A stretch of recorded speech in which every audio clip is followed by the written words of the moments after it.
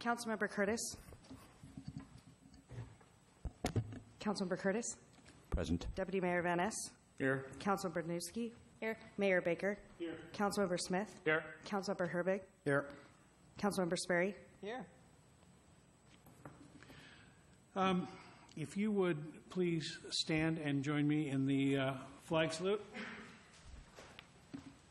I pledge allegiance to the flag of the United States of America and to the republic for which it stands, one nation under God, indivisible, with liberty and justice for all.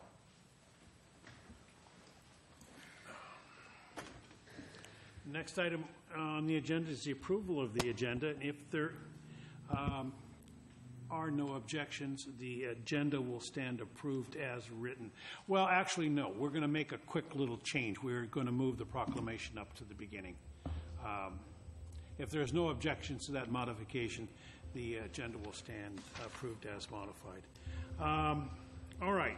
So next item on the agenda then will be a proclamation.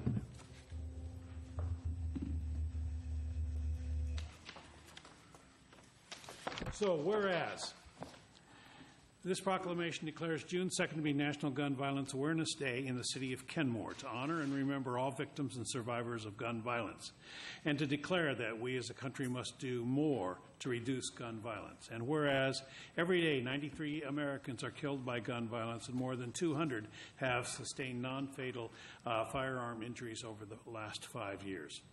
And whereas Americans are 25 more times likely to be killed with guns than people in other developed countries, and whereas protecting public safety in the communities they serve is the city's highest responsibility, and whereas support for the Second Amendment rights of law-abiding citizens goes hand in hand with keeping guns away from dangerous people, and whereas mayors, law enforcement officers know their communities best and are the most familiar with local criminal activity and how to address it, and are the best positioned to understand how to keep their citizens safe.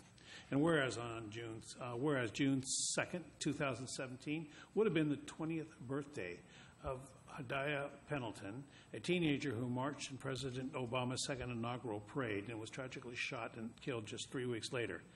And whereas to help honor Hadaya and 93 Americans whose lives are cut short and the countless survivors who are injured by shootings every day, a national coalition of organizations have designated June 2nd as the third annual National Gun Violence Awareness Day. And whereas the idea was inspired by a group of Hadaya's friends who asked their classmates to commemorate her life by wearing orange. They chose this color because hunters wear orange to announce themselves to other hunters when out in the woods, and orange is a color that symbolizes the value of human life. And whereas anyone can join this campaign by pledging to wear orange on June 2nd to help raise awareness about gun violence. And whereas by wearing orange on June 2nd, Americans will raise awareness about gun violence and honor the lives of and lost human potential of Americans stolen by gun violence. And whereas we renew our commitment to reduce gun violence and pledge to do all we can to keep firearms out of the wrong hands and encourage responsible gun ownership to help keep our children safe. Whereas, now therefore, I, David Baker, Mayor, City of Kenmore, Washington, do hereby proclaim June 2nd to be a National Gun Violence Awareness Day in the City of Kenmore, Washington, and encourage all citizens to support their local communities' efforts to prevent the tragic effects of gun violence and to honor and value human lives. Mayor, we have two people here in the audience. Their names are there on front of the proclamation. Wonderful. Thank you. So I guess Laura Latta and Ian Taylor.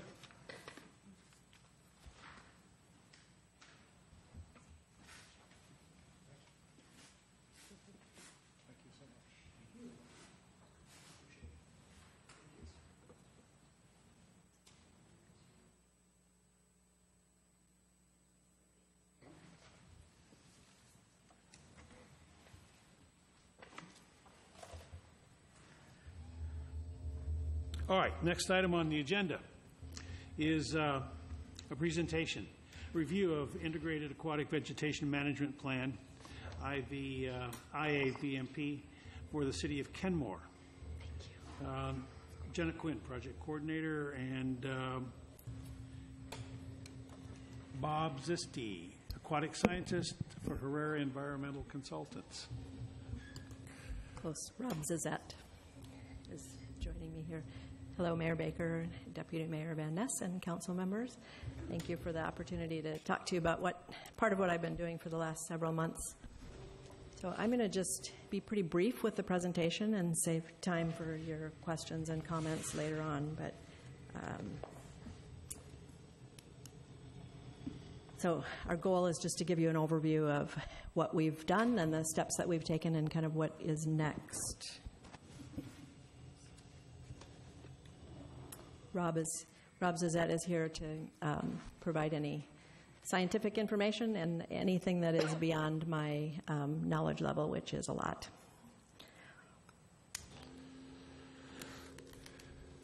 So this is the members, you saw the members of the steering committee. We had really good representation. John Adamski is here in the audience. He's a longtime waterfront property owner. We had businesses and several agencies were represented on the steering committee too to provide some really great input and information. So you all know what the problem is if you've been down to the water and looked. In September of 2016, Rob and his associate Julia went out on the water and did transverse, I think is, what do you call it? The Transects, thank you. They just went in a zigzag pattern along the river and along the Lake Washington shoreline. And they just plotted where the aquatic weeds were present and what was present. And they took samples, and then they put together a report. And that's what this is based on, the draft that we submitted. So you all know that the aquatic weeds, the presence of them is inhibiting to some uses. And so this plan identifies the problem and kind of where we're going to go from here. Some of these look really pretty, but the problem is how pervasively they spread, and these are all some form of aquatic weeds. The fragrant water lily we see a lot of along the Gulf course and along the wetlands area down the coast of Lake Washington, or down the shoreline of Lake Washington. Purple loosestrife and garden loosestrife are both required for control in King County. Eradication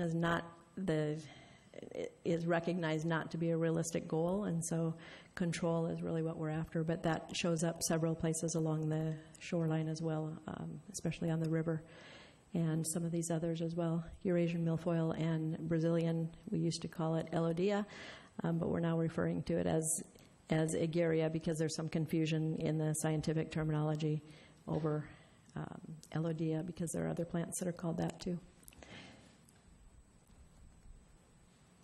So the plant management goals are just to maintain the recreational and commercial usability. You saw Todd Banks and Jim Davidson were on the committee, both represented businesses that are along the waterfront there, and they were really good about telling us what problems were created by the presence of the weeds. And it's interesting, at the last steering committee meeting, Jim Davidson and Todd Banks, even though they are right next to one another, have different issues. I think Todd has Kenmore Air has the fragrant water lily, and the Harbor Marina does not. So that's kind of interesting. But just to maintain habitat integrity, control the regulated noxious weeds, control the dominant noxious weed species, and then early detection of emerging noxious weed species so that we can eliminate them before they take hold. So we looked at multiple plant control alternatives: chemical, manual, mechanical, diver dredging, bottom screening, or no action. And the ones that we settled on were, well, first of all, like I said, we talked about maintenance and not eradication. The impacts to the shoreline stability, if you pull everything, even the loose strife out, are destabilizing. So that's a concern if you tried to eradicate. And then just the waterway impacts. So we are talking about an integrated approach, and the possibilities for treatment are herbicide treatment for the specific plants that you see there, harvesting the submerged plants, bottom barriers in the dock and swim areas, hand pulling and raking by residents, and then no control in the Englewood wetlands where the fragrant water lily is, unless it starts to encroach further into the navigation channels, which is quite possible, honestly. So in January, through this whole process we've reached out to the public a couple of times. In January, we had a public meeting that was attended by about 27 to 30 people, and we gathered input on different components of the draft, and they gave us their feedback, which we incorporated. And then in May, just a week and a half ago, we met with waterfront property owners to discuss the possibility of forming a plant management association that the residents would be the drivers for. But the people who were in attendance were more interested in just herbicide treatment to attack the plants now. They didn't have sufficient interest to form the plant management association at this time to make them be the drivers and not the city be the drivers, and that's what it would take. It's a plant management association is like a lake association, but because we had river residents too, we decided to call it a plant management association. But it would be created by residents and for their benefit, just to allow them to work jointly together. But like I said, that was not something they're interested in at this time. What they did express interest in was to make the city website a repository for useful information, so they didn't have to go to the various places for permit information. And so we're working on that. Development Services was kind enough to present information on the permitting process. But there are permits from so many different agencies.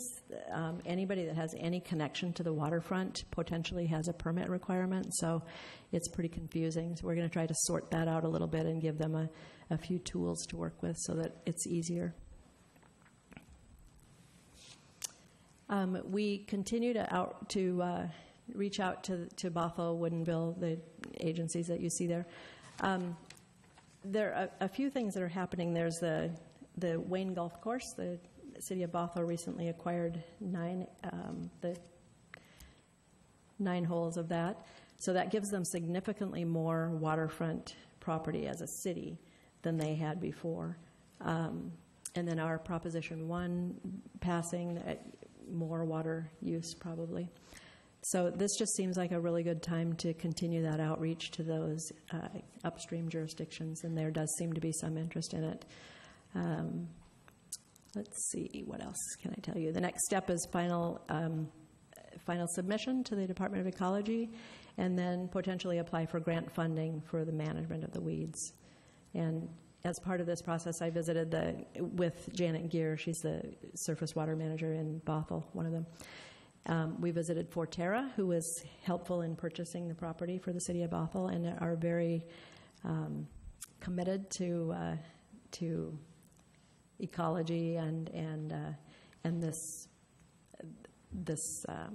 not necessarily this project. They're intrigued by this project of a coalition. But one of the posters that they had in the Forterra offices were "Do unto others downstream as you would have those upstream do unto you," which I thought was apropos since we are on the receiving end of much of the upstream debris. So that's kind of it in a nutshell, and Rob has some input as well. Yeah, I didn't mean to interrupt your final thoughts. So thank you very much, Janet, for your hard work on this, and we wouldn't have been able to do it without you and without Herrera, so thank you very much for your hard work and for all this information that's been provided. And one of the main reasons we're doing this is because you as a city council has adopted increasing public access to the water as one of your top goals, and eradicating or at least managing and controlling noxious aquatic weeds works towards that goal. The concept of forming a partnership with the upstream cities, of course, makes sense and sounds like a great thing to do. For us, however, it's a resource issue. I think if we were to form a coalition of cities that worked together to, combine resources and combined grant application resources, I think I would still need some sort of a staff resource or something to make that happen.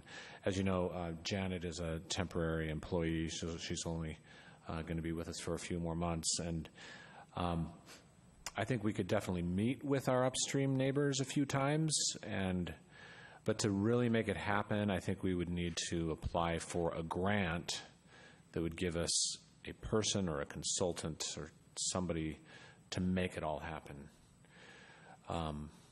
So that's where I'm at on partnering with our upstream neighbors. I think it's important. I think we should try to, but unless we have the resource to do that, it's going to be difficult to make that happen.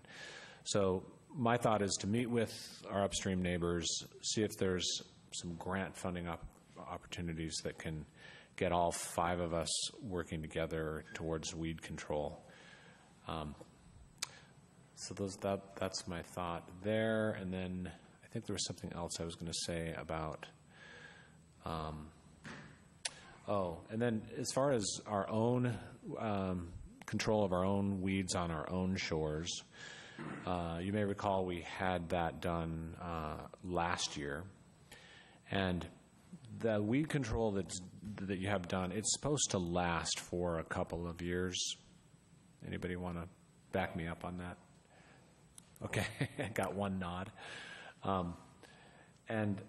So one thought is to every other year or so to do some noxious weed control within existing staff resources.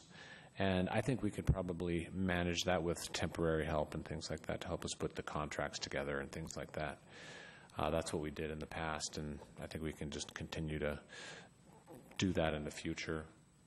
So very helpful study, and it's really good to know the results of the survey that Herrera did. So where the weeds are, what types they are in certain locations, and how best to treat them and go at them.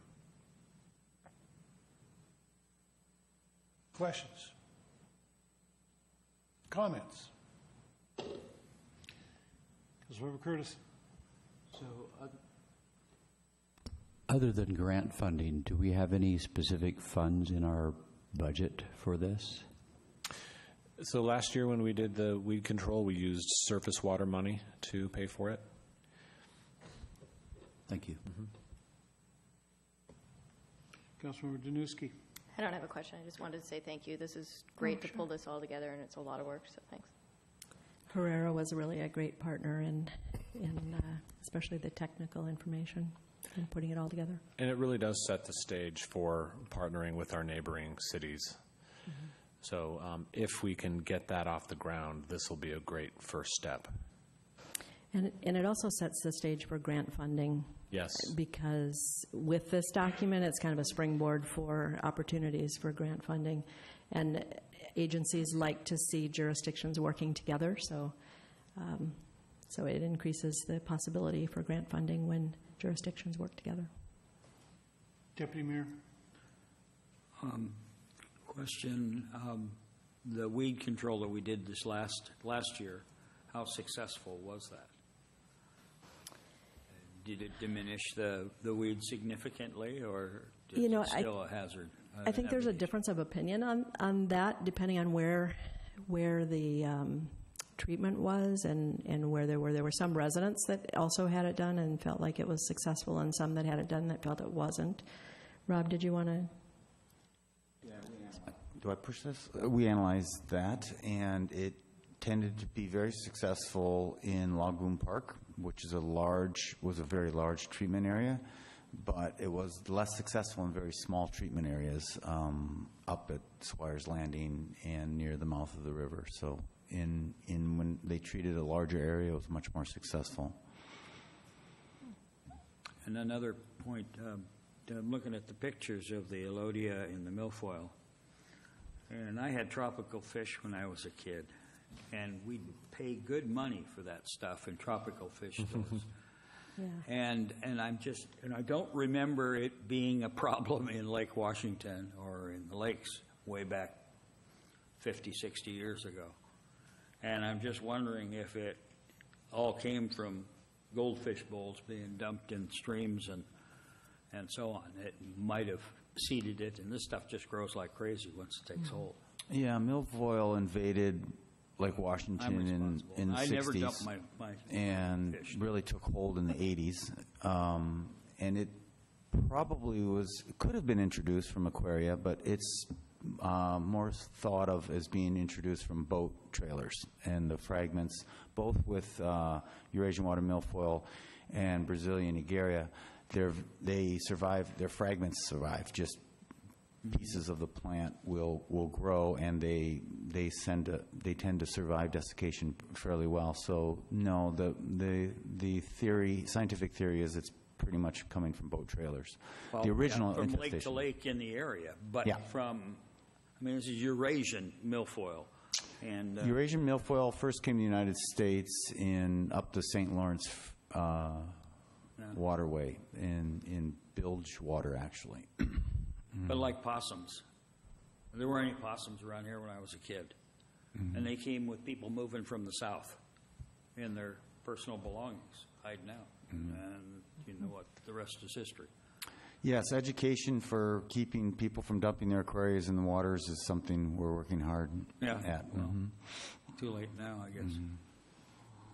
But there's other ones out there, and it's important to recognize that these two are bad, but there's even worse ones out there, and we're fighting to keep those out of our waters, like the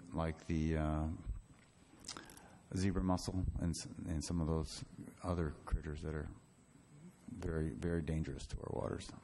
Goldfish or carp, and you get them in the fresh water, and then they multiply like crazy, and they'll affect the other species. Yeah.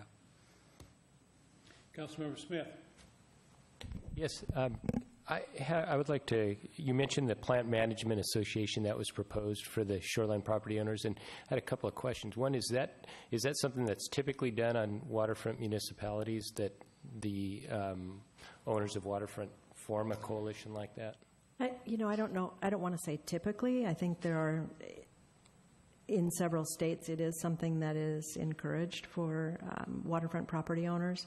It's an option. There are multiple options for associations. It's like a homeowners association. They just work together to accomplish whatever it is they want to accomplish. So I don't know if it's... Okay. No, I'm trying to find out. I was just trying to understand if that was a norm in our region here in the...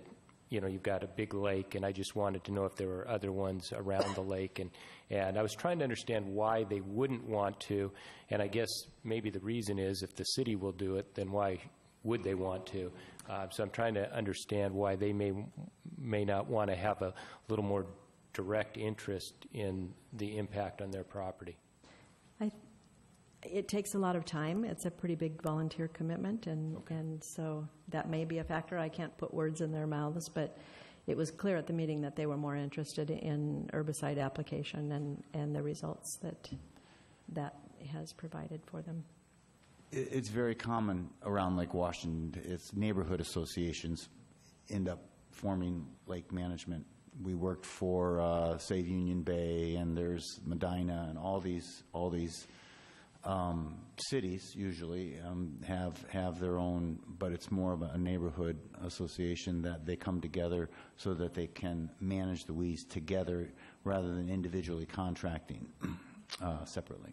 So that's a great point. Thank you for that, or adding to what Janet said. So if they did form one, is it reasonable to think that they could have a more positive effect on the control of the aquatic vegetation versus relying consistently on the city to constantly do that? And I realize the city is a significant waterfront owner on the lake, so that's relevant. But we also have, like the Lake Point site, and we have other places that are also significant waterfront owners. And I would think there would be a real interest for them to want to see these issues addressed, and maybe it's also reasonable that there's a, some level of shared financial burden. So I know that they have reached out to the company that did the spraying for us, for the city last year. The city only sprays the public areas, so it would be up to the residents to do theirs too, which I know you know. But there does seem to be some working together to accomplish some joint work there, just not an interest in a plant management association that is bigger than that. Okay, thank you. Mm-hmm. Anybody else? And I will qualify that by saying that it isn't that there's no interest, there just doesn't seem to be sufficient interest at this time to be the drivers. Yeah. Thank you.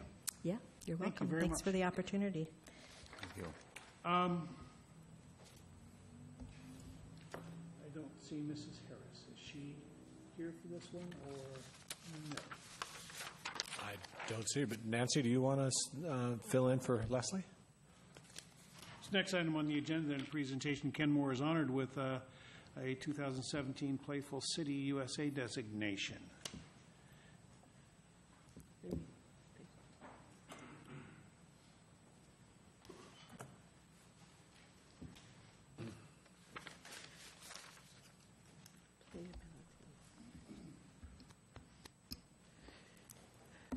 Well, Mr. Mayor, I think no one can speak better to this than you yourself This lady right down here. and Councilmember Danuski, of course. So Leslie had a pressing engagement with the Seattle Thunderbirds this week, and so she can't be with us tonight. But this is not the first time that the city has gotten this designation, and it really does speak to the priority that the council has put on getting kids active and providing resources and facilities for them to be active. So I'm happy to hear more from council members on this. So I think that, looking back, when was it, 2007? That's about right.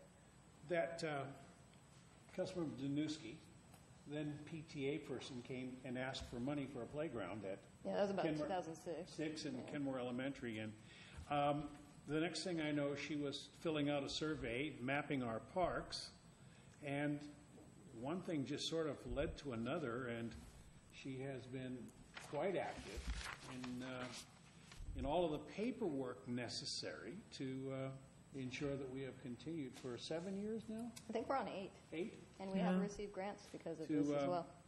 To be recognized for what we're doing for kids in the community, and we've received grant monies also from that. So Exciting. a lot of this was initiated by Councilmember Danuski. Absolutely. And certainly has Really is a she's tribute driving. to your effort.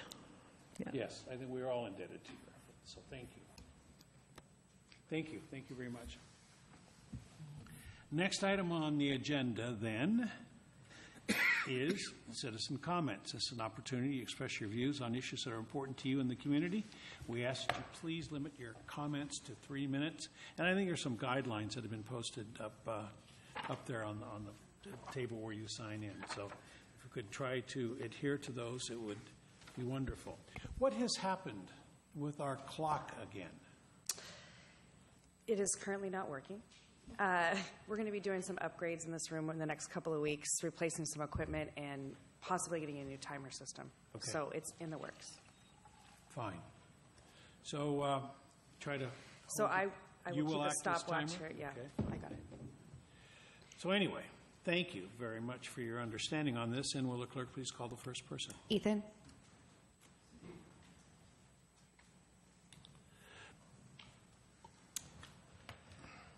Hello, my name is Ethan Savalio. I am the owner of 9 Yards Brewing. I really appreciate the opportunity to address the council and am very honored to be part of a community that honors things and is so active in gun violence and getting good playgrounds for our kids. It's a very, very very good thing for us to be part of this community, and we really do appreciate it.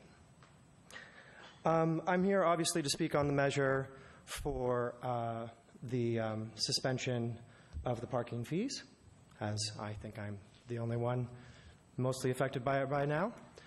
To be transparent, when I was here at the last council meeting, I heard that this initiative saved 9 Yards Brewing, my business, close to $250,000.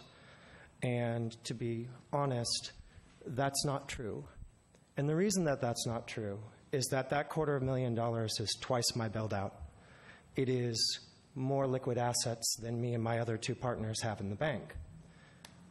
If that were to be the fee that we would have walked into, we simply wouldn't have come to Kenmore. Entrepreneurs that have turned a building that was full of refuse into a place where the community comes, that supported high schools, that has given money to charity and was the only drop-off place in Kenmore for Toys for Tots for 2 years running, would not exist. So we really appreciate the opportunity, and we appreciate the initiative that would suspend those fees to be less.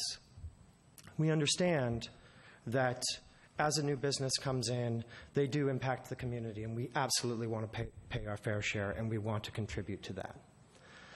My question to you is, what is your measure of success? Is your measure of success that you have businesses that come in, like maybe a QFC or a Costco, that can support these fees and can support these fees that are beyond an average person who has mortgages and marriages and full-time jobs? Or is your measure of success new entrepreneurs bringing new life, deeply embedded in the community, owners that are able to be at their establishment full-time because they don't have to support a full-time job? Or is the measure of success revenue? If your measure of success is what I believe this community is about, which is about new blood, new opportunities, people pulling themselves up from the bootstraps, constructing their own place, and reaching out to the community, then you're on the right track. And I really appreciate the opportunity that you guys are bringing to the table to make that happen. So on behalf of myself and other owners, future owners that are coming in here, I encourage you to push forward the initiative that is on the table. We're at 3 minutes. Thank you. Mayor, we have a public hearing tonight. I don't know if you want to incorporate those comments into the public hearing later. Yeah, we certainly can. And there is a public hearing coming up in a little bit. If you want to speak again, you're certainly able to. Karina?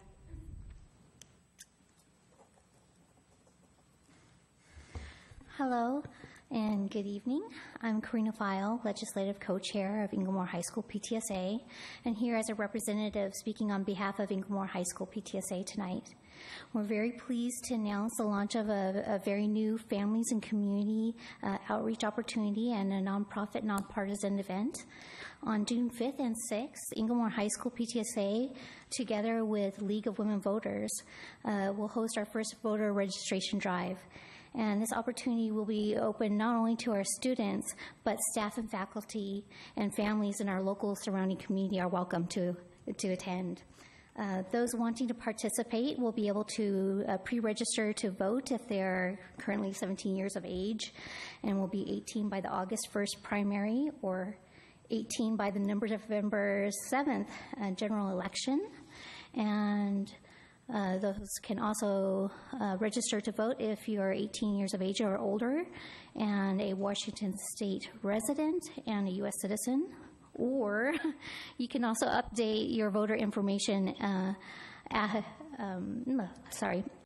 can also update your voter information if you have moved or changed your name. We'll also be able to support our homeless and foster youth who can participate in voter registration by using an address that they frequent and visit and can receive mail at safely. So this will also exercise the right of the homeless and foster youth vote.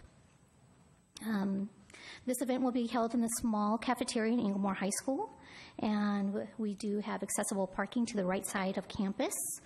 Let's see.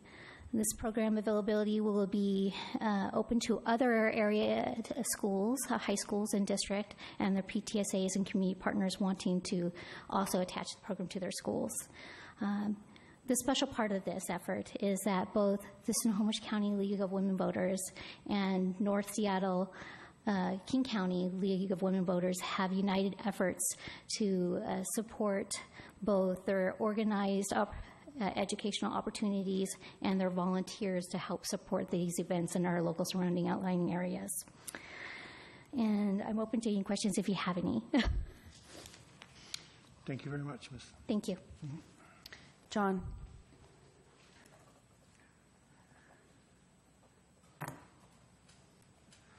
Hi, good evening. John Hendrickson, Kenmore, Washington. Last time I was here, I spoke to the council. Really, I was talking about the corporate culture on the council, and I referenced two of our newest council members with Nigel and Stacy Danuski, and how there was a curious lack of pushback as the PAW ordinance went through. It clearly was a flawed product, and it looked like maybe, I'm concerned that maybe there's just a culture on the council of groupthink and maybe even pressure or hostility towards people that get out of line. And kind of goes with your anti-gun violence proclamation, where if you want to talk about violence, you want to talk about not just physical violence, but emotional violence and psychological violence. And that could, I'm questioning whether or not that's a problem here on the council. So I wasn't trying to single out Nigel or Stacy. It's just that they are new people. We're going to have 2 new people coming in next year. We could have basically four new people, where in the past we've been dominated by the Christ Church of Kirkland group. 4 people now even though Brent's not in that church, he's part of that culture where, there can be some hostility if you disagree with him. Laurie Sperry, Milton Curtis, Alan Van Ness. So here's just one example that I was talking about with Nigel. Councilman Herrera, I read correctly that the city wanted to use the PAUV under the ordinance you have here. That it would be the city manager who would decide whether the city could get the exemption? It would be the Development Services Department that would make the decision about whether the criteria were satisfied. Okay. Is that how it's generally done in other municipalities? Yes. Okay. So the important thing there is that Nigel's questioning, our ordinance is going to have the staff decide if we're going to approve the permit. Is that how it's done in all the other municipalities? He was told yes, and that's a false statement of material fact.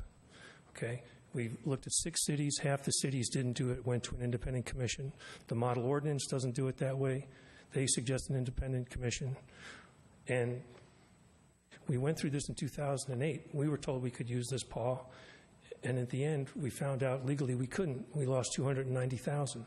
So, you knew or you should have known. You all knew or you should have known. That's the definition of negligence.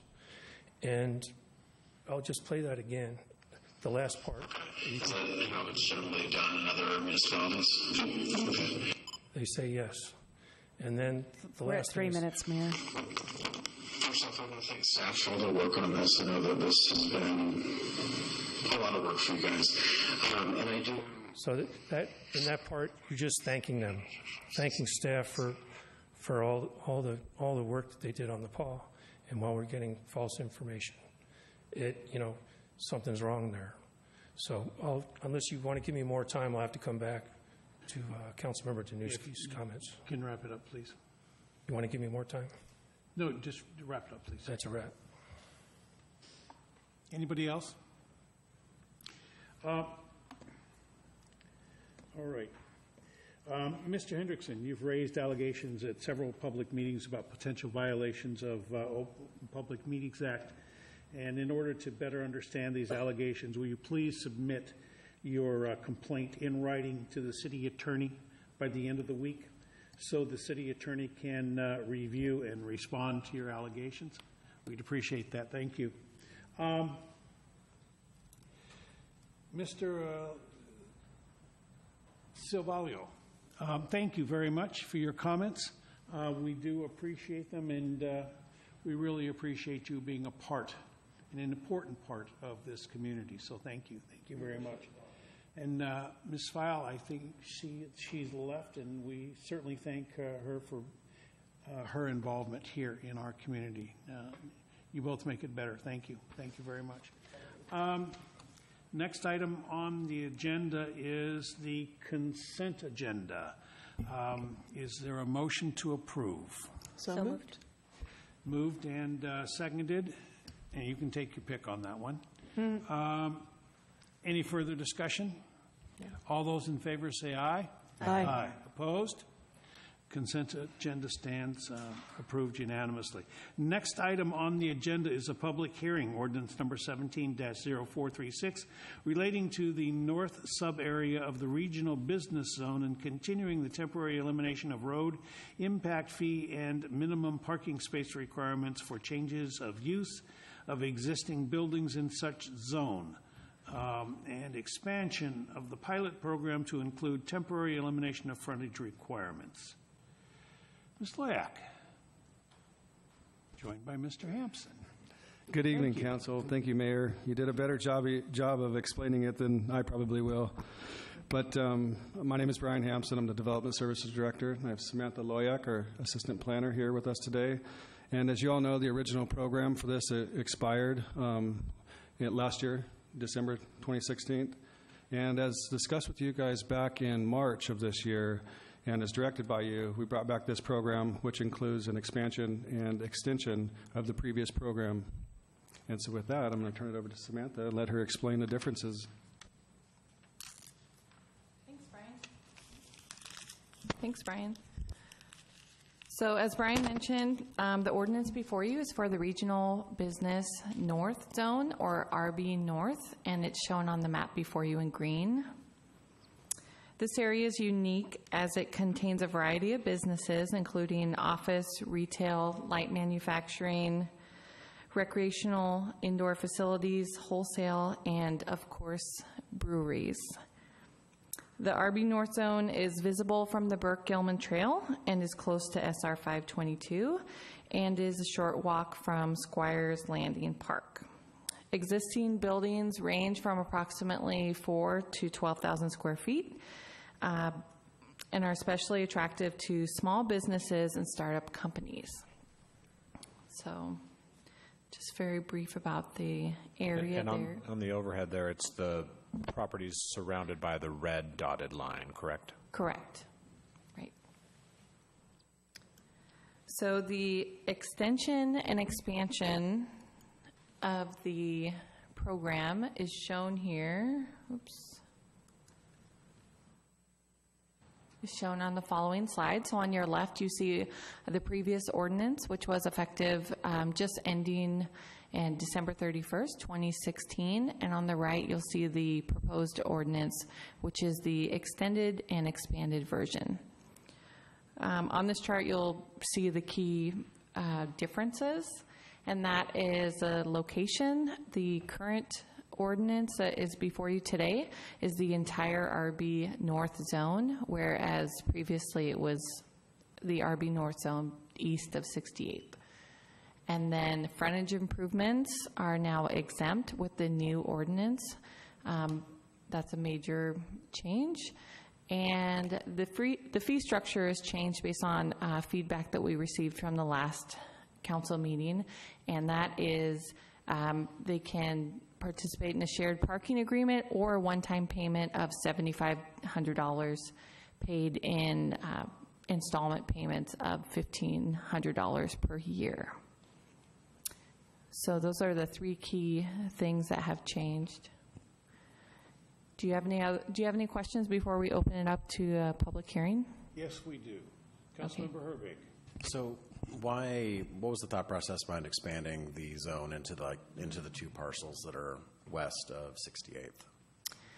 So those parcels are under new ownership from Widener. So the thought was for almost temporary businesses between now and redevelopment. There wouldn't be a purpose really for frontage improvements in that area if it were to redevelop anyway. Okay, thank you. Any other questions? Doesn't appear to be so. No.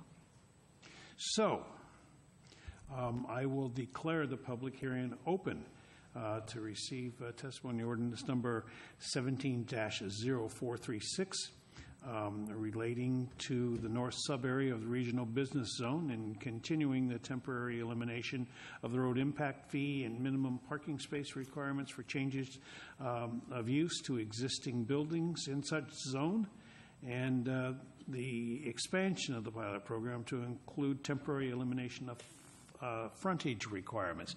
Anybody wishing to be heard?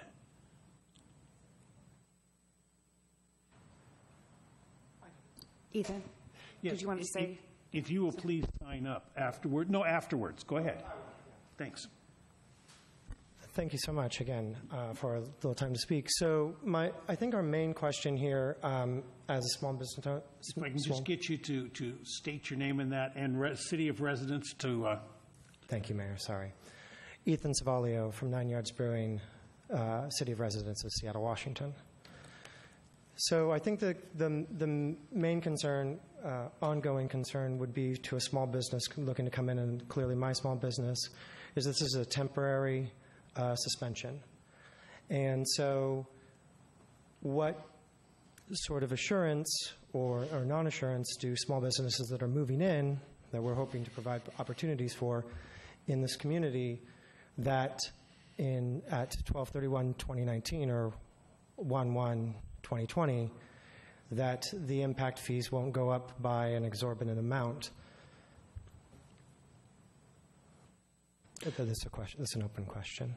It's and an ongoing concern, and something that my partners and I talk about quite often as to whether we would stay in the community.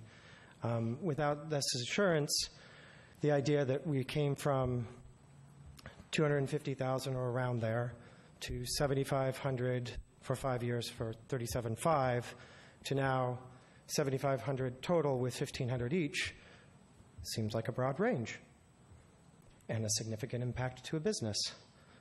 And so as you are building a business, looking for places to stay in or expand to, this is a serious financial consideration. And there's not a lot of clarity around where your future expenses could land. Your Honor, we're happy to answer that question if you would like us to. Usually, yeah. Let's get all of our testimony in if we can, and then we can answer the questions. Okay. They're raised. Thank you, Mrs. Valio. Stick around. You got it. And if you go, sign up, please. Yes. So anybody else wishing to be heard on the ordinance number 17-0436 relating to the north sub-area of regional business zone, on the continuing the temporary elimination of road impact fees and the expansion of the pilot program to include temporary elimination of frontage requirements? Anybody else wishing to be heard? Seeing no one else come forward, I declare the public hearing closed. Now, if we can get the question answered. I'm itching to answer it, but I think I'm going to ask Samantha, because you look like you're equally eager to answer that question. Mm-hmm. Absolutely. That's a good question. So the way this works is it's triggered by new development or redevelopment of an existing space. So if someone were to come in during the time that the ordinance is effective, we would review the permit application at that time, deem them exempt from such requirements, proceed with the permit, and at the time of, let's say, January 1st, 2020, there wouldn't be a time we would knock on their door and say, okay, now you have to do X, Y, and Z. So it really goes back to development. Yeah, so another way of saying it is they permanently vest under these temporary rules. And so they would not be, if they came in and applied and and did these improvements during this period, they would not be assessed a parking impact fee or anything later, even after the ordinance expired. You know, I look at the young businesses that have come in and are able to take advantage of this, and I think it's benefited the city greatly. I know just looking over the weekend at the amount of, or the number of people that were enjoying our community along that trail in 3 different establishments. I mean, it's really great to see. And then I think with the addition of places where you can maintain your physical well-being, it's also it's new, young energy to our business community that is, I think, greatly appreciated here in Kenmore, and we all value and respect that. Yeah, I can just add a little more to the answer we gave. So let's say a property owner comes in and takes advantage of this during this 32-month window, and they change a use, and they don't have to make the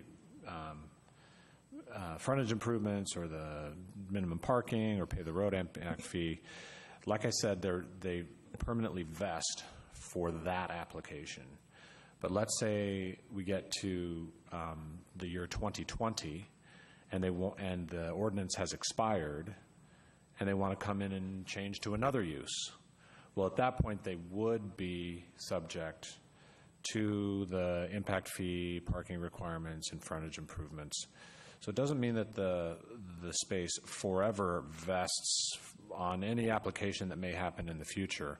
It only vests on applications that come in during this 32-month window.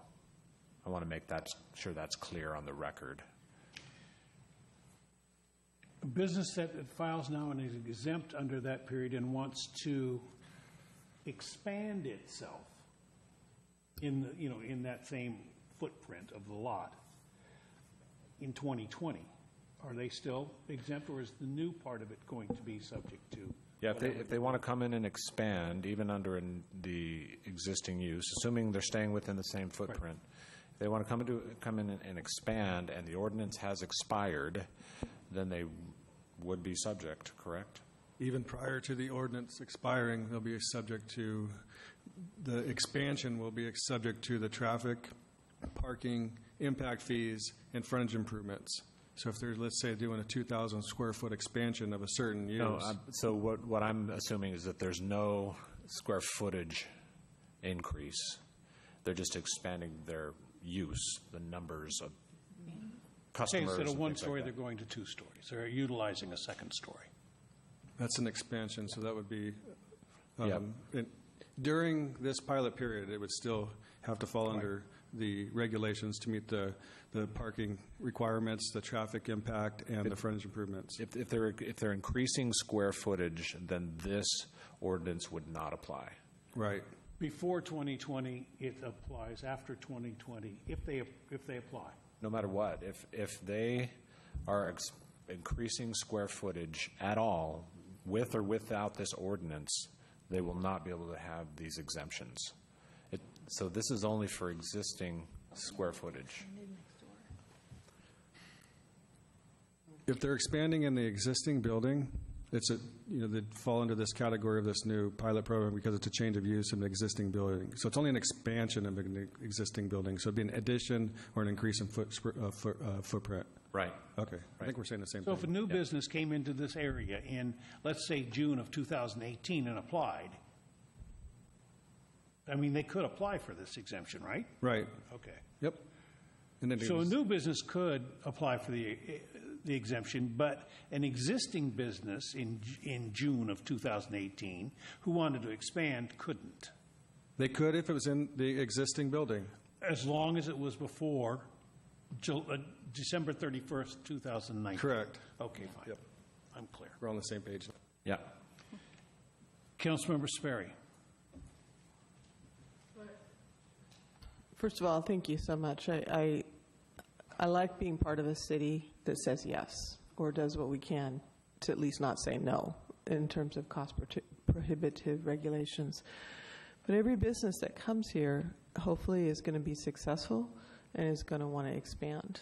And so I feel like this is a good step for, the new entrepreneurs to come in.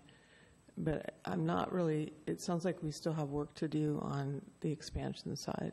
Does that, I just am not quite sure how this works for a business that takes advantage of this and wants to expand in terms of capacity.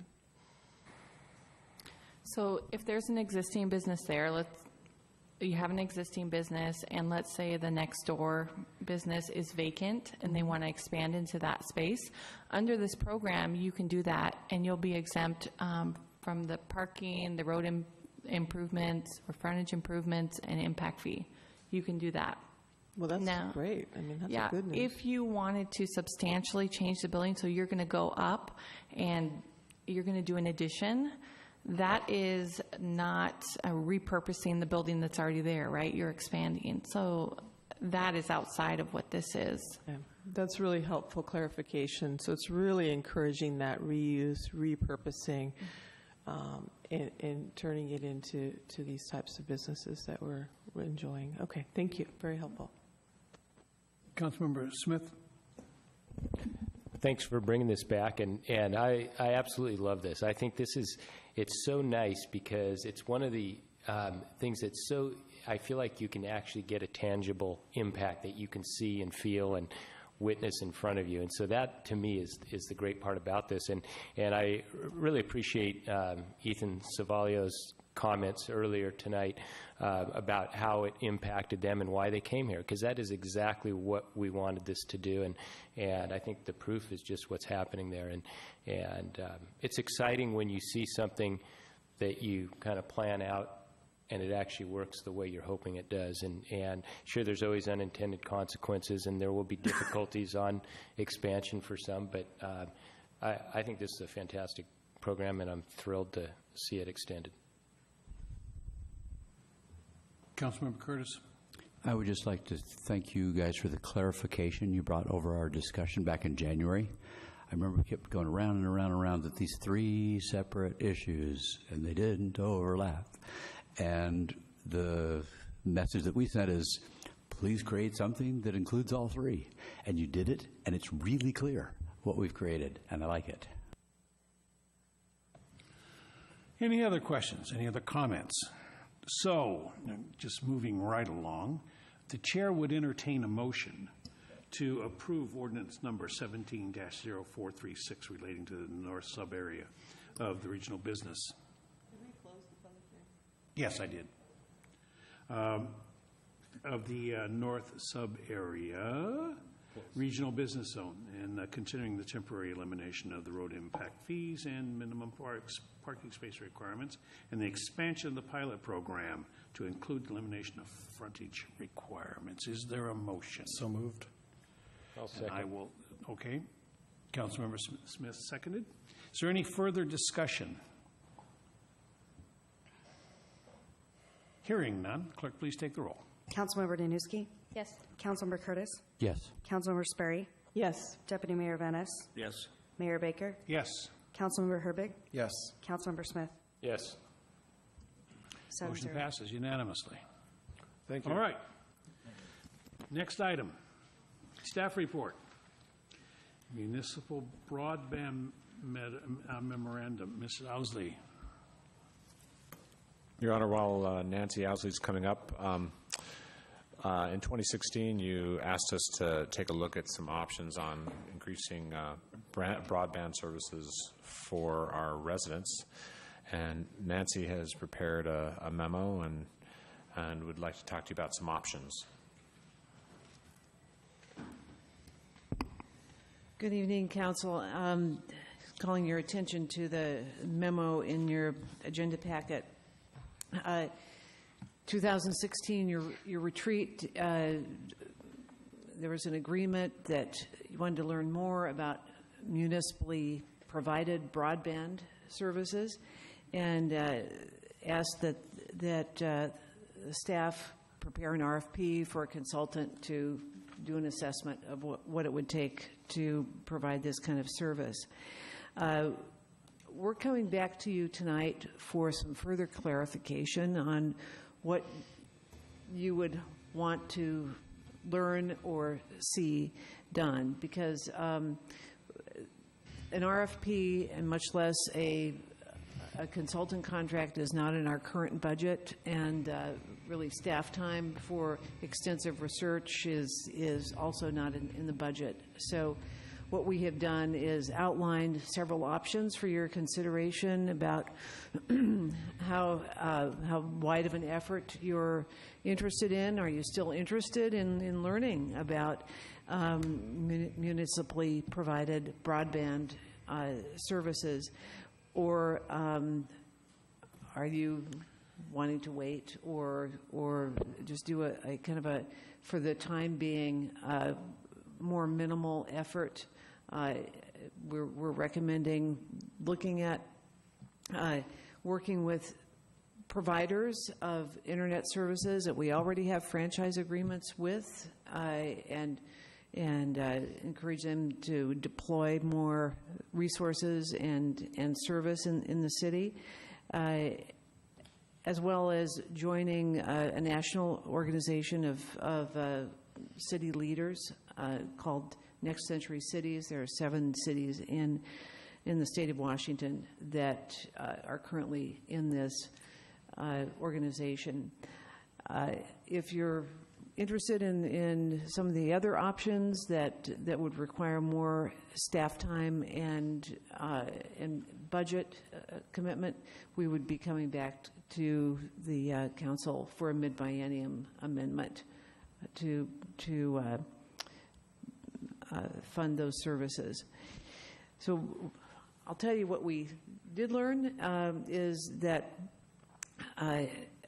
from some of our close neighbors, namely City of Seattle, is they have done a very extensive effort in learning about how this service could be provided by the city. And they ultimately concluded that it's most feasible to work with private providers or partners about encouraging a broader deployment of higher speed and reliable internet services. But they also looked at doing other things as well, like reviewing their regulations to see if there were things that were stymieing the deployment of broadband services. And they were also able to provide through new franchise agreements requirements that providers extend discounts or free service to low-income households or to municipal facilities like libraries. So there are a range of things that we could do. Bottom line is, I'd like to know what the council's interest is and how broad of an effort you're interested in getting involved in right now. And given resources available, you can see in your memo we're recommending options 5 and 6. Councilmember Smith. Thanks for bringing this back to us. My feeling is I definitely don't want to be the leader on this, and because the leader's going to be the beta tester on funding and guinea pig stuff, and so it concerns me that we would, if we lead too much on it, that we're going to be the trailblazer that has to fund all the experimentation that goes with it. Having said that, I would like to know if we were to join something like New Century Cities and have some basic discussions with them, if that one would maybe help us get us in the right direction more just organically rather than kind of forcing it, but also would it help in our franchise negotiations that will be coming up, just knowing that that's a direction that we as a council chose to take, and directed staff to do. Well, I think as far as joining the organization, I don't think there's a downside to that. And I think we can learn from the other cities that are all sizes that are involved with this. And definitely, some of the other options include, should we have kind of a conversation in the city and or get involved in some of the planning tools that are out there. I think the Next Century Cities is a good first step, and we could also consider having a broader briefing for the council, for example, from state government. We've been in touch with those offices as well. Okay, thank you.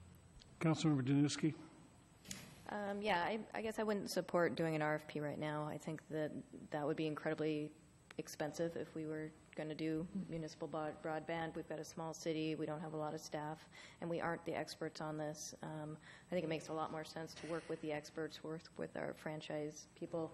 We saw, some really good success with PSE doing that, so if we find holes that need to be addressed, I think we should start there before jumping all the way to this step.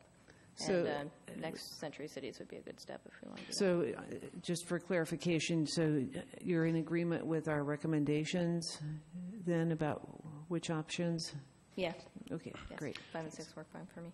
I guess I want to see us involved. I do not want to see us be the leader. However, in dealing with the Information Technology and Communication Committee on a national level, seeing what we've gone through with Frontier, and knowing that we've only got basically 2 providers in town, Frontier and Comcast.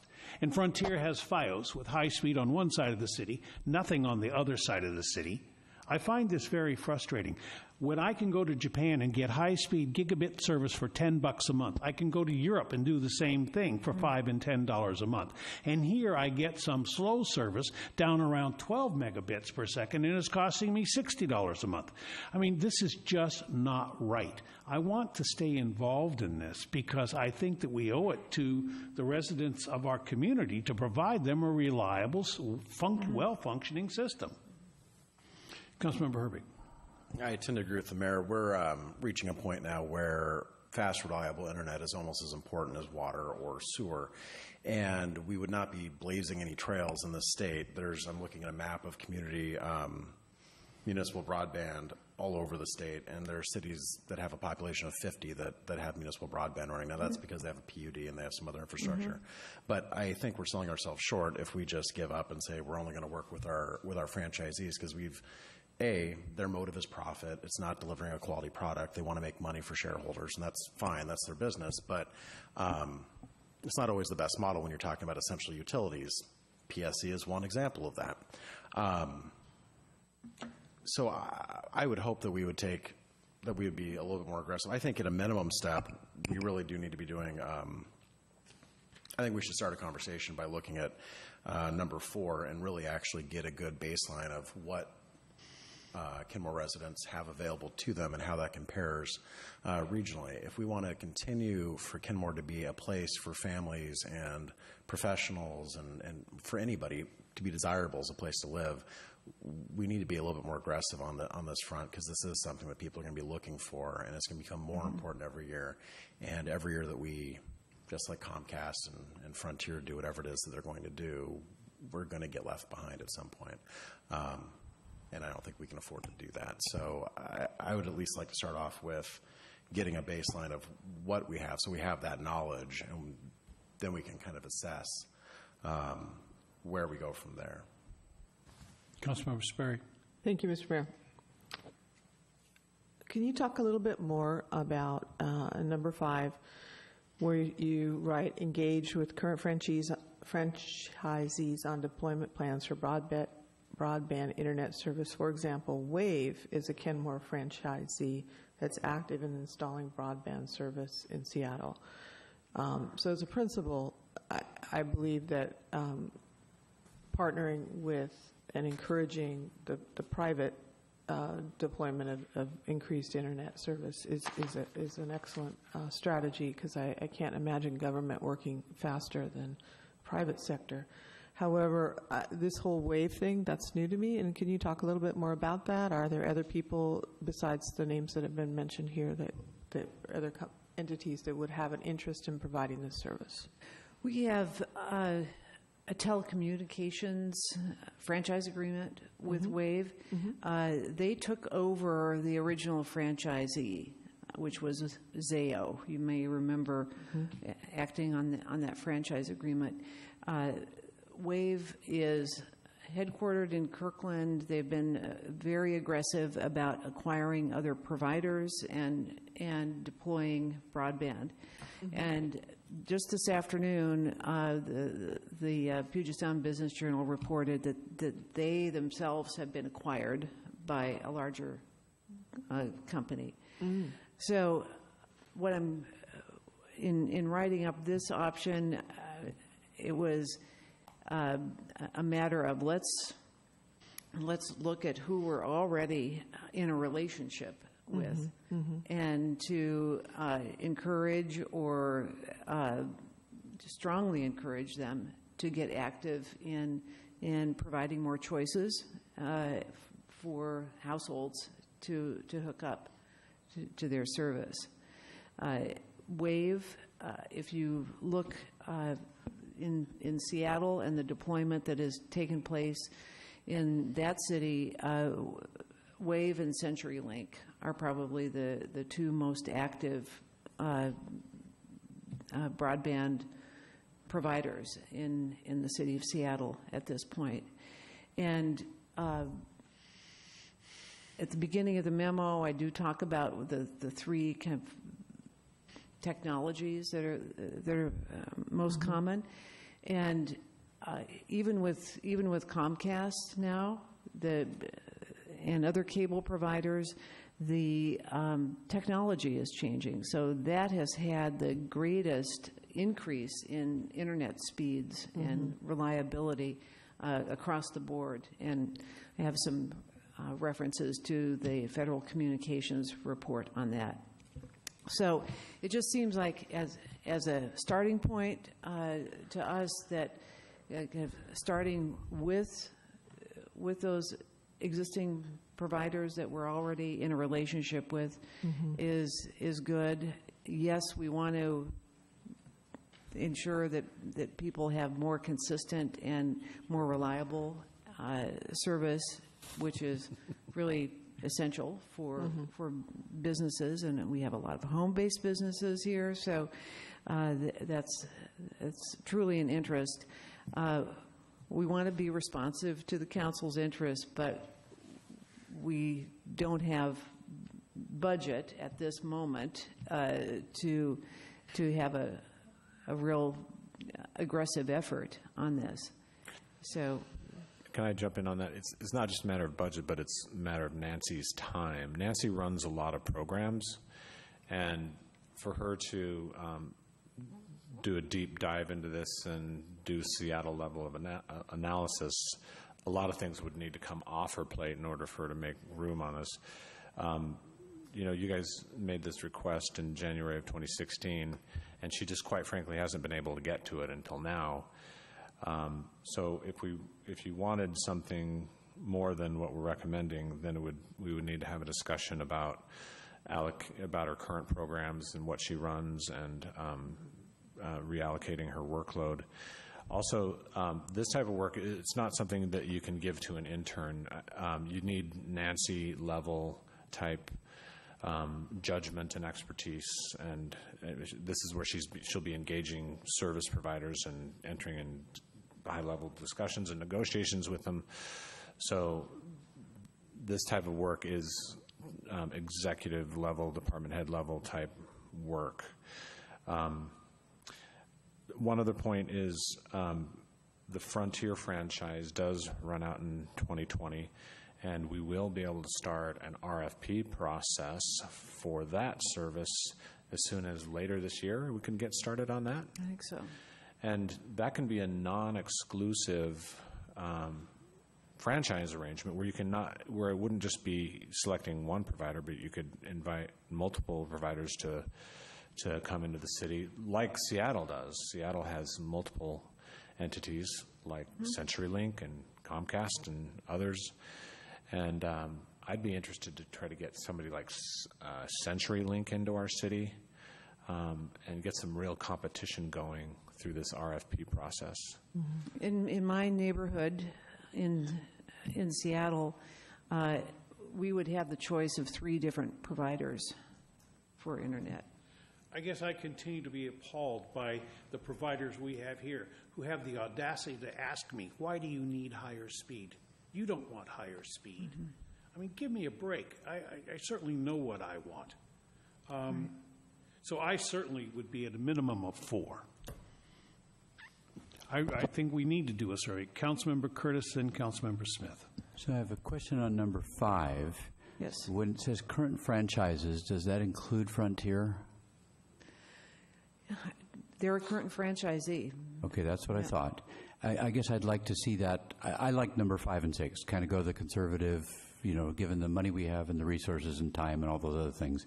But I'd like to see it reworded just a little bit, something like engage with current, promising, and new franchises.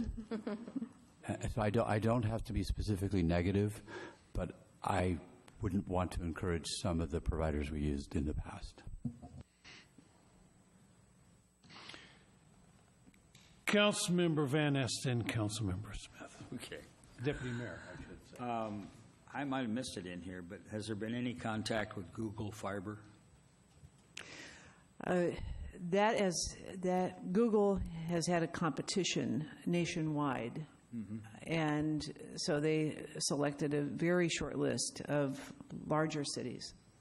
Now, the reason I ask is they have taken some cities that had partial fiber and have taken over the fiber networks within the city, changed them to, with their equipment, but the fiber is already laid in a good portion of the city.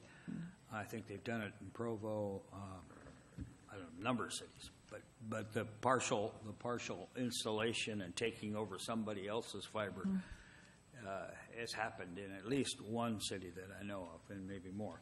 Google is difficult to deal with. I've heard that comment from cities that they have been involved with. But they do offer a product that gets fiber to every residence in a fiber hood. They take geographic areas and poll the people the residents in the area, and if there is a sufficient number that want to pay for the high-speed internet, they will run the internet, the fiber to every residence within that fiber hood. So everybody gets at least 5 gigabytes of, I think it's 5 gigabytes of speed. That is one of those things that probably a whole department in a city prepared a proposal, and so I think it's really a fabulous opportunity. We're not set up for that. But is right it now. the city that proposes to Google, or does Google propose to the city? I don't think we have the numbers to even warrant anything like that. It's competitive, very competitive. Okay. Councilmember Smith. Well, I think we all can agree that we can all benefit from good fiber. But I do have a question with regards to what the city manager said on the franchise negotiation, or when we pursue that at with the conclusion of the Frontier agreement. Why? Because typically competition would be good. Why wouldn't we have an open competition for or open sourcing, or I can't remember how you phrased that. I thought I said that we would. Oh, okay. It would be open. Okay. Yeah. Okay. So non-exclusive. Right, non-exclusive. Okay, Right. that's okay. And so, does that impact the Comcast franchise agreement when we do something like that, or is it only the part that Frontier is currently servicing, or how does that work when you do something like that? Our franchise agreements tend to be non-exclusive. Okay. So. Okay. great. So I would encourage everything we could on the competitive level to get as many providers to participate. And I guess the only other thing is there any way to incorporate kind of what this whole discussion is about into that franchise agreement, to be able to make that even like part of an option of pursuing when we go out, if we're going out with an RFP anyway for that, is there a way to add a additional, kind of dimension to it that discusses what this whole memo is about? We could certainly take a look at that. And one of the other things that I haven't had the time to really delve into is how Seattle is able to introduce internet issues into their cable franchises, and I think it's through code provisions that they have. So again, you get into let's review all of our regulations to see where the barriers might be. That's a big staff commitment, not just from me, but throughout the city. So again, whatever you're interested in doing, we could come back with a budget proposal for it for the mid-biennium. Okay, well, just to let you know at this point, I'm generally happy with your recommendations, the staff recommendations. Councilmember Sperry, sorry. Thank you. I am also in agreement with your 5 and 6, with the understanding that 5 is get as many new good providers as we can, not just the same old people. I mean, old people are fine, but maybe not old enough. Anyway, never mind. I'm kind of going off on that. One thing that I wondered about is, with Lake Point, it being one of the hopes is that it would be a high-tech center of employment. Obviously, you're going to have people more and more running businesses out of their home, working out of their home, and we've just seen that grow exponentially. And I wonder if that could be a bit of an ally in this. Absolutely. It's a huge carrot. I mean, Absolutely. It's huge. Yep. And so it might distinguish us from every other city that look at what you could be a part of, that kind of thing. So that's a good point. Councilmember Herbig. So I guess if we're looking for new franchises to come in here, if we want to open this up to other people, I really think that we ought to be able to have an assessment of what we currently have and what our people want. We've had that for years. Unless we have that assessment. Doesn't make sense to me. Mr. Mayor, we've had that for years. I mean, your position, what for years? The assessment, half of the city has terrible internet, and we've heard it for years. So that's what I'm saying. I mean, I could understand it perhaps for what might be needed, like for the Lake Point and the high tech and all that. But I believe as far as general public, that it's clear that there's room for improvement.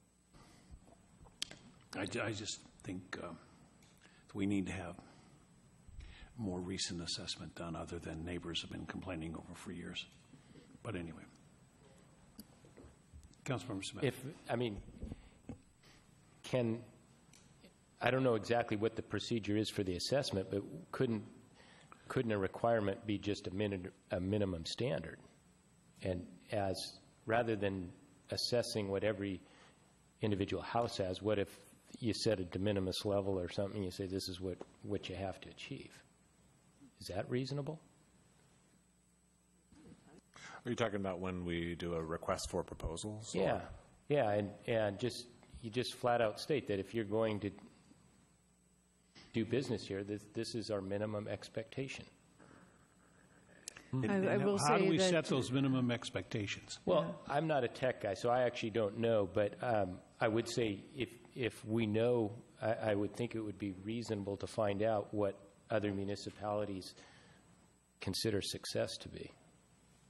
Well, we know Seattle has 1 gigabyte service available to them, and we know that we're sitting out here with 10 and 12 megabyte service. So, not the whole city.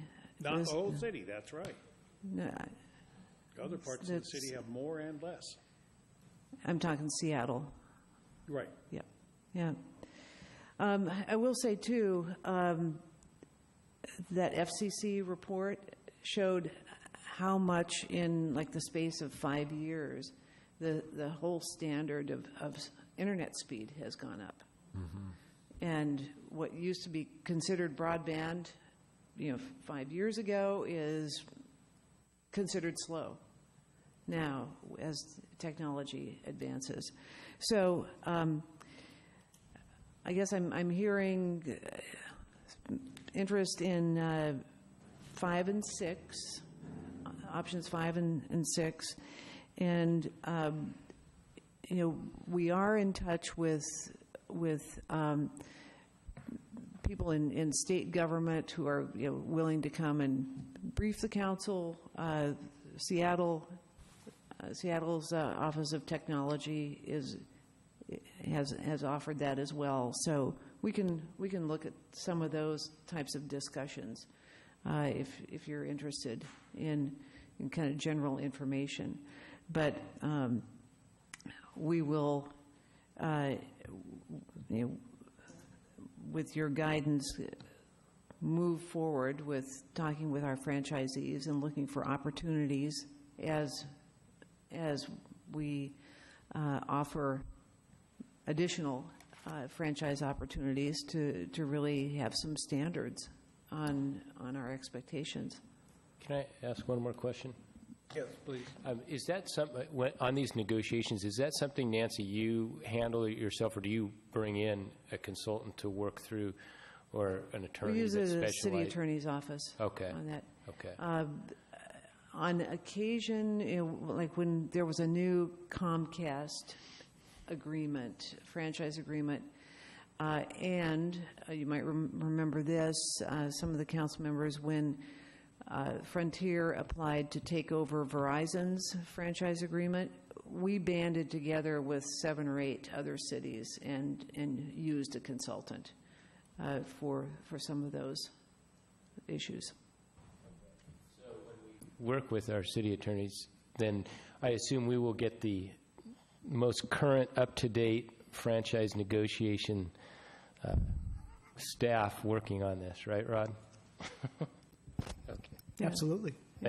Yeah, we've been working with Dawn Rayton yes. on that. She's good. Councilmember Herbig. I just need to restate that I think we're missing opportunity, and I think we're starting off with flawed data if we don't actually do number 4. I think it's important for us to actually have numbers that we can compare against other communities, not just what our neighbors are complaining about. I think we need data. If we're going to talk about data speeds, we need data, and I think that's important. All right. Okay. I'll have to look at the opportunities to make much progress on number 4, and we can get back to you on that. But definitely move forward on options 5 and 6. Thank you. Thank you. Thank you. Mr. Hampson, tell us about LiDAR. I don't know why I'm on that email string, but I've been getting it now for well over a year. So I don't even have to tell you about it? You're all up to speed now? No, I'm not on the email. I'm on the email string. So this is an item that came up on the council agenda back at the beginning of the year, so we wanted to keep you updated. And as you all recall from the Oso landslide, King County contracted to have the LiDAR mapping and imaging done primarily along the river corridors in King County. And we had an option to buy in to have all of Kenmore done at a small price, and we did. And that was in 2015. And in 2016, they conducted the LiDAR mapping imaging, which consisted of flyovers of our city. They had to do it a couple times because of the weather. And we did receive that. So all of the LiDAR mapping is completed, and we received the LiDAR image data this year. And our plan is to consult with the consultant, hire a consultant that was in charge of the LiDAR project with King County, and have them decipher the data that we received. It's in a program that my computer doesn't even open up, so I don't even know how to read it. So he'll be able to understand it and put it into an image that we can understand Also, he's working with other cities too, so we'll be able to understand better what other cities or how other cities are using this information. And some possible outcomes of this could be a new landslide hazard area map, and also some new regulations. But we really won't know until after we talk to other cities and see how they're using this data. But this definitely won't be the last time that you guys see or hear this. After we figure out what this data means and what it says, we'll bring it back to you and let you know exactly what it says in our city. And then, of course, if there's any map updates or any code updates, it'll all come to you for your approval. Questions? Thank you. You're welcome. Thank you very much. Mr. City Manager, a day for University of Washington-Tacoma Science Camp students. Yeah, thank you. One of our residents, Elizabeth Mooney, who happens to be here in the audience, has been very interested in air quality monitoring, especially around our industrial uses, that part of town. She has connected with some faculty at University of Washington-Tacoma who run a science camp for 7th graders.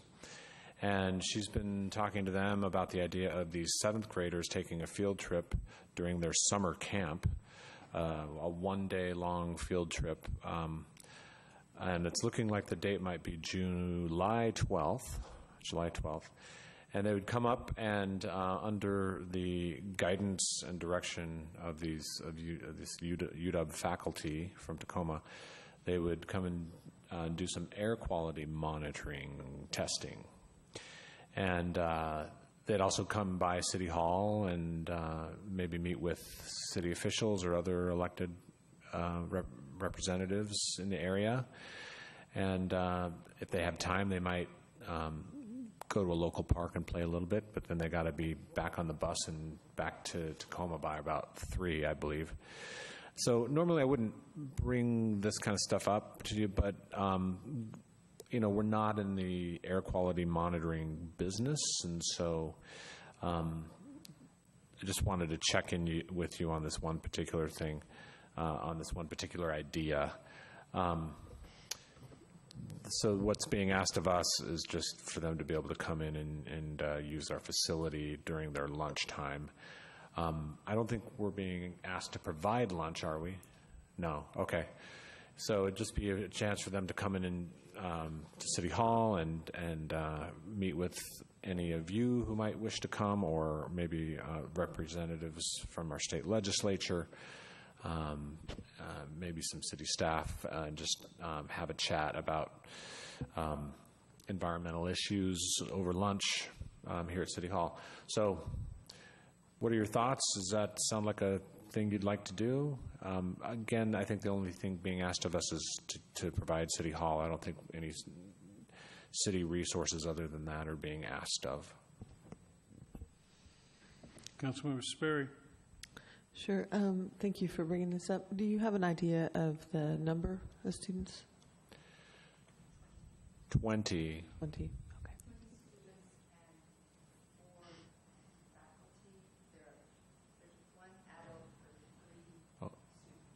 Okay, one adult per 3 students. It'd be about 20 students. Sounds good. Okay. If there are no objections, I'll go ahead and work with Elizabeth in making it happen. Okay. All right, Your Honor, before I talk about the St. Edward State Park ball fields update, I do want to talk about an upcoming capital project. And it's actually 3 capital projects being combined into one bid process. Our Squires Landing float, our rhododendron float and ramp and dock, and also the Rhododendron Park boardwalk. The latter, the boardwalk, is part of the Walkways and Waterways bond measure.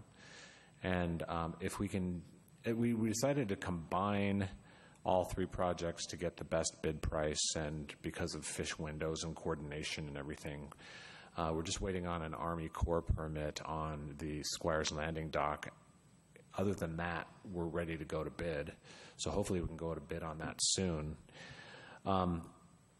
But there is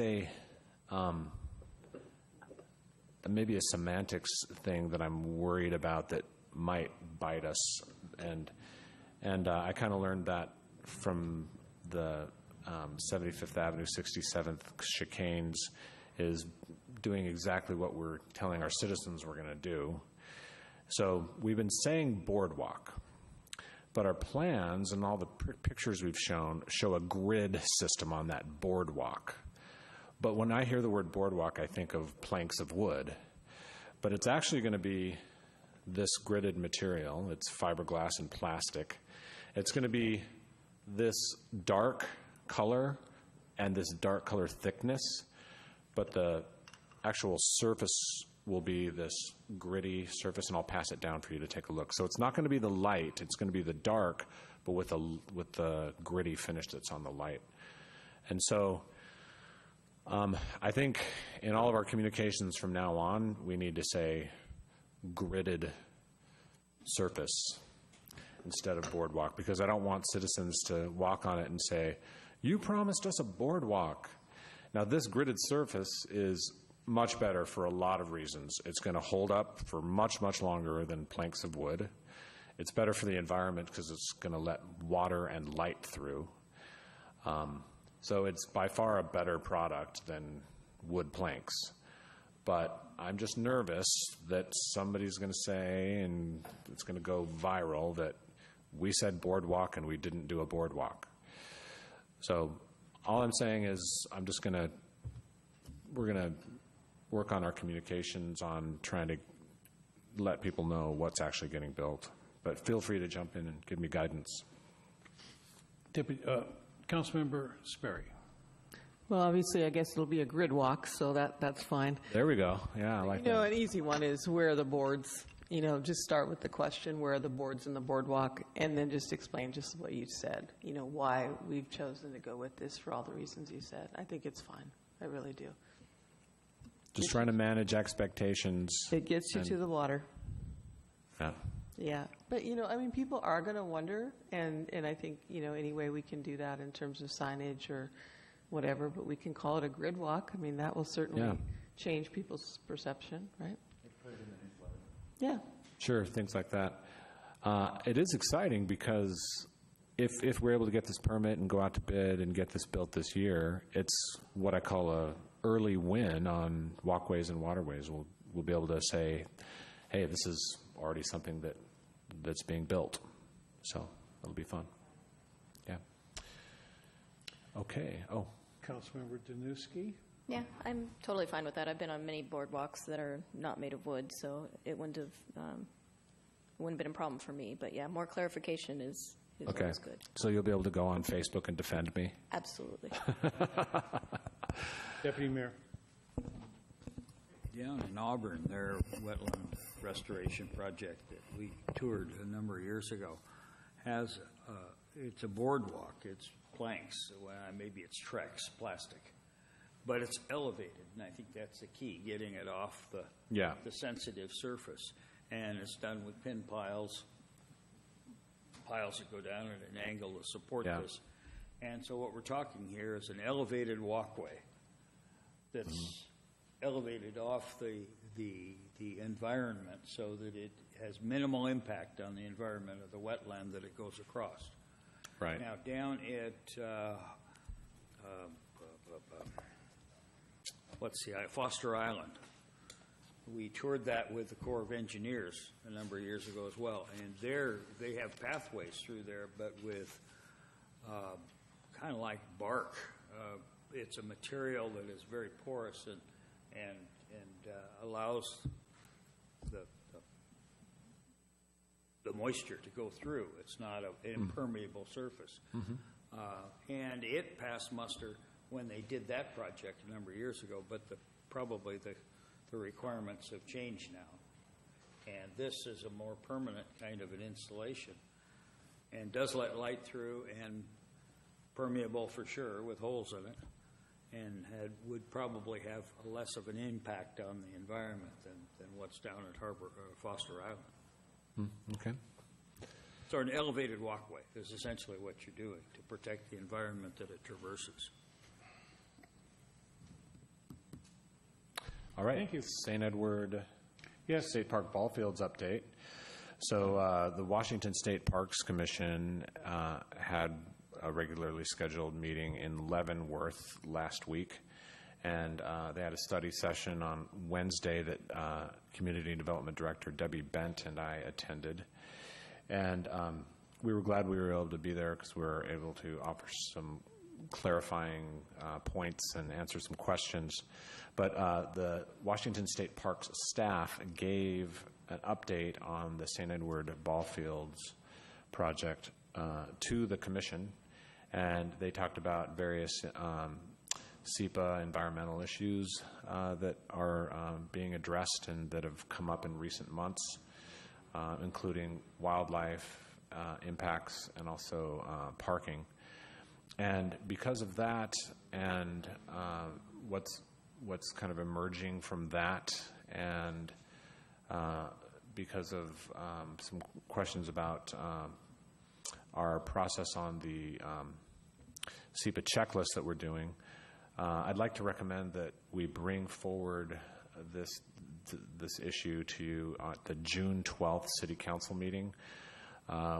We'd like to talk to you about the process and things such as lighting, whether to do field lighting or not, and get some direction from you at the June 12th City Council meeting. So more details to come, but I just wanted to let you know that, number one, we attended the meeting in Leavenworth with Washington State Parks, and number two, there's enough issues that have arisen lately that it's worth coming to you for further direction on June 12th, if that's okay.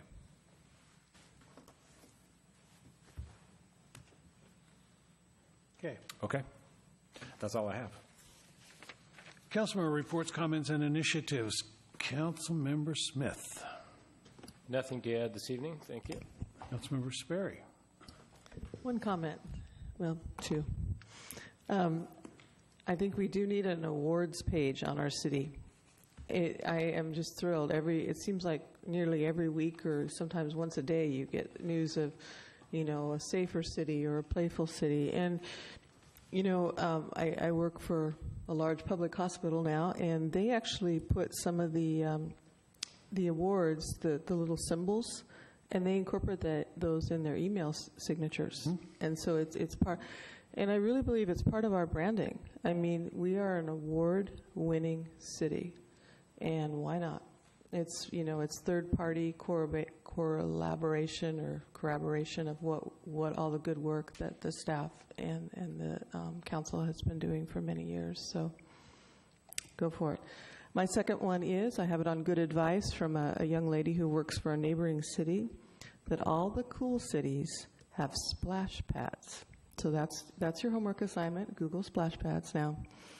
And I guess our fountain kind of counts as that, but we got to be cool. So splash pads, that's your homework. There you go. Councilmember Curtis. Nothing to add. Councilmember Herbig. Nothing to add. Councilmember Danuski. Nothing to add. Deputy Mayor. I've got to correct a couple statements that I made about Google. They are backing off on the free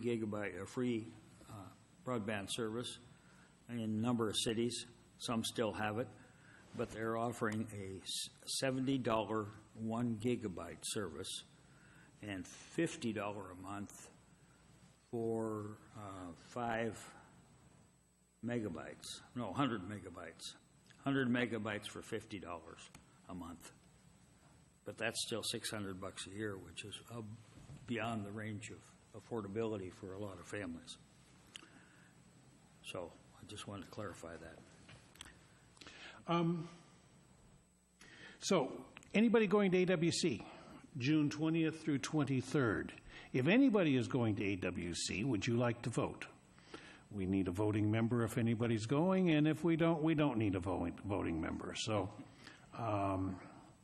if you want to go, just go up to the booth and say you're the designated voting person for the city of Kenmore, and I don't think anybody will object. I was at a press conference today with Dow Constantine on the renewal of the Veterans and Human Services and Seniors Levy. There's money in there now for seniors because there's been so much cut over the years. United Way cut $1.4 million in a lot of meal programs for seniors. Meals on Wheels has been pretty well decimated, and certainly housing for seniors to help them age in their current house, age in place, is so much cheaper than it is to move them into an institution or somewhere else. So this levy is going to restore the entire Meals on Wheels program. It's going to restore meals at the senior service, senior centers, that have traditionally done the lunches. And if you got to remember that there's a lot of people, their only social interaction with another human being is when their food is delivered to them from Meals on Wheels. This is an extremely important program that I'm very happy to see is going to be continued. So, also, Ballard Lock Study. There's a Ballard Lock Study out right now. The Ballard Locks are 100 years old this summer. There's going to be celebrations. I encourage you to take advantage of them. I will certainly, when I find out about them, I'll certainly let you know. But the Ballard Locks are failing. They're old. They're in terrible shape. They're the ones that control the level of our lakes, and those spillways are not behaving the way they should, and the lock doors themselves are not behaving the way they should. There's about $30 to $50 million in need. That's not from the state. That's not from us. That's from the federal government and the Army Corps of Engineers that needs to be funded. The problem that they're not funded is because they don't have the tonnage going through there. And as a result, we got probably 40, 50,000 pleasure craft going through. We've got the Alaskan fishing fleet, if you watch the Deadliest Catch. Those boats are all go through the locks. And certainly the cement tugs and everything else go through the locks. But there's a lot of commercial traffic. They provide over $1 billion a year to the economy of the region. So it's important that we were part of that study. We paid for part of that study on the locks, and so it's certainly something that's really important, and I'm working to get all of the cities to join in support of getting the funds to repair those locks. So anyway. Plus, if the locks fail and the lake level drops, both of our floating bridges will fail. Yes, they will, but we'll have a whole lot of new lakefront property. Yeah. Anyway. If there's no further business to come in front of us, we are adjourned.